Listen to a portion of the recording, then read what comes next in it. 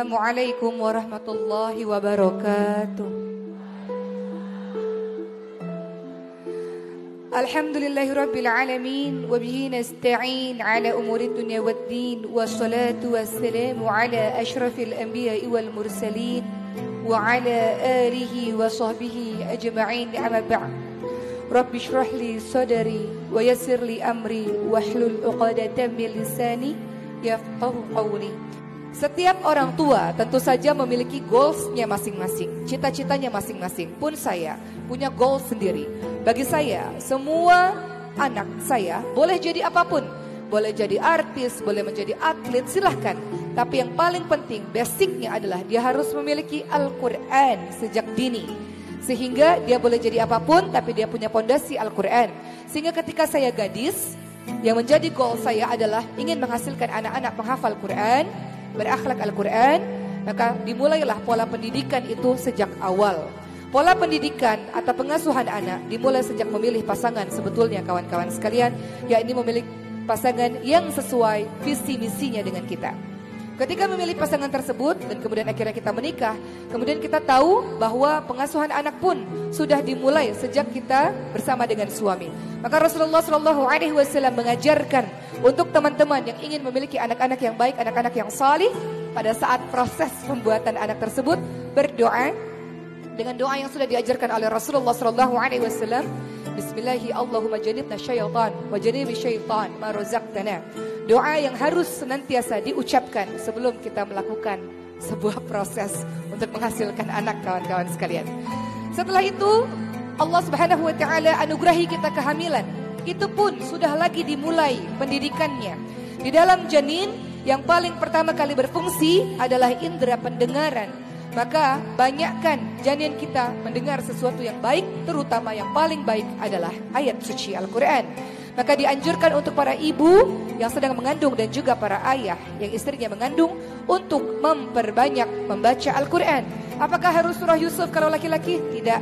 Apakah harus surah Maryam kalau perempuan? Tidak. Semua surah di dalam Al-Quran adalah baik, kawan-kawan sekalian. Maka baca dan khatamkan sebanyak-banyaknya. Biasakan telinga kita mendengarkan. Kalau orang barat sana mungkin memiliki kebiasaan mendengarkan musik klasik. Kalau kita bukan musik klasik. Kalau kita ingin anak cerdas, anak pandai, anak dekat kepada Rabbnya, dengarkan murattal ayat suci Al-Quran.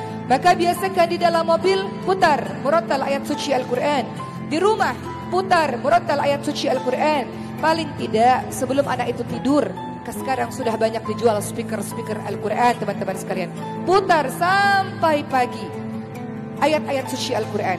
Mulailah dengan juz 30 misalnya, atau dengan surah-surah pilihan misalnya. Sebagaimana kita dengar lagu, lama-lama hafal. Begitu pula ketika kita mendengarkan Al-Quran, lama-lama pun akan hafal. Maka sejak mengandung, biasakan untuk banyak mendengar murattal ayat suci Al-Quran. Dan biasakan ayah ibu banyak membaca Al-Quran. Di dalam semua keluarga, setiap keluarga harus ada waktu khusus bersama Al-Quran yang saya sering sebut dengan Quran time. Waktu khusus bersama Al-Quran dalam satu hari, dalam setiap keluarga. Terserah, boleh memilih apakah ba'da maghrib sampai isya, ataukah ba'da subuh, ataukah asar, terserah. Tapi yang jelas di dalam keluarga harus ada waktu khusus di mana ibu berkumpul dengan anak, waktu bersama Al-Quran, setengah jam kah, 1 jam kah, terserah. Yang jelas pada saat itu tidak boleh ada handphone, tidak boleh diputarkan TV, tidak boleh terima tamu. Waktu khusus bersama Al-Quran harus ada setiap hari. Anak-anak belajar Al-Quran tidak cukup hanya dari luar saja. Harus ada kolaborasi antara para pengajar di luar dengan ibu-ibu atau ayah yang ada di rumah. Anak berhasil karena ada kolaborasi kerjasama yang baik antara orang tua dan para guru. Begitulah teman-teman sekalian. Maka ketika anak itu lahir, kemudian mulailah dengan pendidikan yang terus-menerus dengan Al-Quran. Anak sudah mulai bisa bicara, anak saya mulai bisa bicara di usia 2 tahun. Disitulah saya mulai bersungguh-sungguh untuk mengajarkan Al-Quran dengan cara ditalkinkan. Sekali lagi, goal saya adalah menjadi penghafal Al-Quran. Adapun goals teman-teman mungkin berbeda, silahkan. Kita melakukan sesuai dengan goals kita. Kita buat target-target sesuai dengan tujuan kita.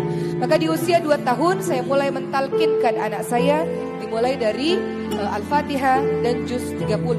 Misalnya, Qul huwallahu ahad. Saya ulang sampai 10 kali, 20 kali. Dia bermain, dia berlari-lari, dia loncat-loncatan, tetap mulut saya ucapkan Qul huwallahu ahad, Qul huwallahu ahad. Sampai pada akhirnya ketika dia main, dia mengucapkan sendiri Qul huwallahu ahad. Artinya dia sudah bisa 1 ayat. Artinya tugas saya melanjutkan ayat berikutnya. Begitu seterusnya sampai hari ini. Dan sambil terus-menerus diajarkan dengan metode untuk bisa baca. Metode banyak sekali kawan-kawan sekalian. Ada Iqra, ada metode Ummi, ada metode yang lain-lain. Anak saya ajarkan dengan metode Nuraniyah. Metode Nuraniyah. Saya tidak tahu apakah di sini sudah ada metode tersebut, tapi anak saya ajarkan dengan metode Nuraniyah sehingga dia lebih cepat untuk bisa membaca Al-Quran secara mandiri. Itu yang saya lakukan setiap hari ada ziyadah, setiap hari ada penambahan ayat suci Al-Quran.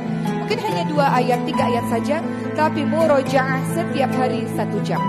Itu yang saya lakukan bersama dengan anak-anak, ditambah di sekolah dengan memilih sekolah yang sesuai dengan visi misi saya. Ibu dan ayah semua memilih Al-Uswah sebagai sekolah, yang artinya Al-Uswah ini memiliki satu visi misi dengan ibu dan bapak sekalian untuk menghasilkan anak-anak yang berkarakter Islami. Begitu teman-teman sekalian. Tapi kalau saya boleh sharing, saya memahami bahwa menjadi seorang muslim yang tauhidnya kokoh memang yang paling utama, tapi tidak boleh dilupakan bahwa anak-anak ini pun harus berwawasan global. Maka sejak usia 3 tahun, anak-anak saya pun harus sudah mulai belajar bahasa Inggris. Supaya apa? Supaya tidak tertinggal. Sehingga mereka juga sudah mulai mempelajari bahasa asing sejak usia 3 tahun. Semua keluarga punya goals yang beda-beda. Ada kawan saya yang mengatakan Quran dulu, karena saya ingin umur 6 tahun sudah hafal 30 juz Al-Quran. Boleh, berarti dia belajarnya hanya Quran saja. Tapi saya juga punya versi yang berbeda. Quran harus, tapi saya pikir berenang juga penting. Saya pikir yang lain bahasa Inggris juga penting. Sehingga Qurannya pun belajar, yang lain pun juga belajar. Begitulah teman-teman sekalian yang saya lakukan dengan anak-anak saya. Kemudian kalau saya boleh cerita sedikit pengalaman saya yang masih terus belajar sebagai seorang ibu. Pada saat saya hamil anak yang ketiga, kebetulan ada salah satu kawan saya di sini namanya Mbak Hidai. Saya mendapatkan beasiswa ke Jerman pada saat kehamilan saya berusia 7 bulan. Dan saya mendapatkan beasiswa ke Australia pada saat kehamilan saya berusia 1 bulan. Dan saya pergi ke mancanegara, pergi ke berbagai macam universitas, bertemu dengan berbagai macam guru-guru besar pada saat saya mengandung. Saya berpikir bahwa setidaknya semangat belajar saya, mudah-mudahan saya berdoa kepada Allah agar anak ini pun memiliki semangat belajar yang sama. Karena sejak mengandung, ibunya semangat untuk belajar. Setiap dari kita menginginkan anak-anak kita jauh lebih baik daripada kita, betul ibu-ibu sekalian. Dan setiap kita menginginkan agar anak-anak kita tidak mengulangi kesalahan yang sama seperti yang orang tuanya lakukan. Itulah yang ingin saya lakukan juga. Maka pada masa kehamilan, senantiasa terus-menerus bergerak semampu saya untuk terus-menerus bisa semangat belajar semampu saya. Harapannya agar anak-anak di dalam kandungan ini pun merasakan semangat belajar yang sama dengan ibunya. Wahai para ibu, belajar memang tidak harus di universitas. Kita bisa belajar dalam majelis ta'lim. Kita bisa belajar dengan membaca berbagai macam buku. Silakan untuk terus-menerus memiliki semangat untuk menuntut ilmu. Kenapa? Kita adalah madrasah pertama. Madrasah pertama yang menyentuh seluruh jagat raya pengaruhnya. Ibu yang pandai, ibu yang baik, insya Allah mampu mendidik anak-anaknya menjadi anak-anak yang baik.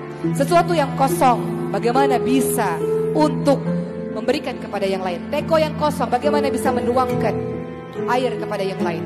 Jadi diri kita, ibu dan ayah, harus terus-menerus menjadi pribadi yang semangat belajar supaya anak-anak kita meniru semangat kita.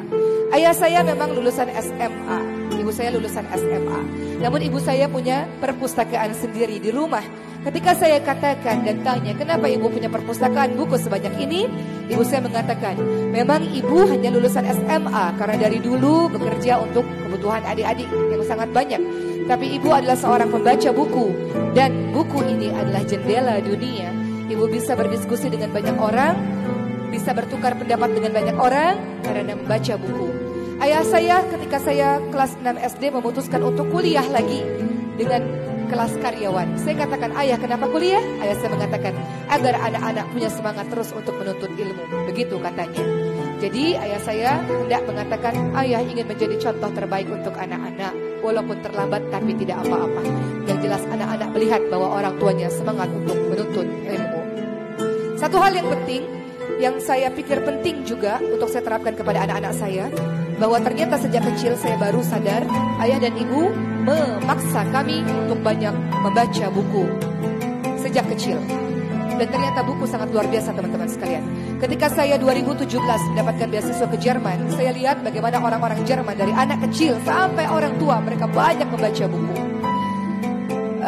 Saya teringat akan sebuah penelitian yang dilakukan oleh International Program Student Assessment tahun 2012, bahwa tingkat literasi orang-orang Indonesia berada di posisi nomor 62 dari 65 negara.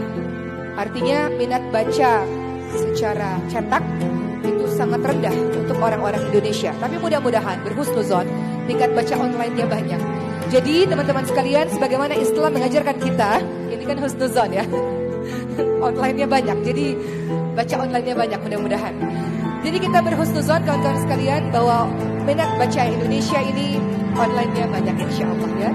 Dan senantiasa kita ingat dengan ajaran agama kita, ayat pertama kali yang turun adalah surah Al-Alaq. Kita diminta untuk baca, Iqra, maka budayakan membaca. Namun ternyata yang menarik perbedaannya, ketika saya pulang ke Indonesia, orang Indonesia suka pegang handphone dan yang dilihat adalah Instagram teman-teman sekalian. Saya pikir baca e-book, tahunya baca Instagram, stalking orang dan sebagainya. Jadi kita ingin membangun generasi yang baik, dimulai dari kita sendiri. Biasanya pepatah mengatakan buah jatuh tidak jauh dari pohonnya. Ibu yang suka baca, ayah yang suka baca, insya Allah anak-anaknya pun suka baca. Ibu, ayah yang senantiasa membuat keluarganya keluarga Qurani, maka insya Allah anaknya pun anak-anak yang berkarakter Quran, insya Allah.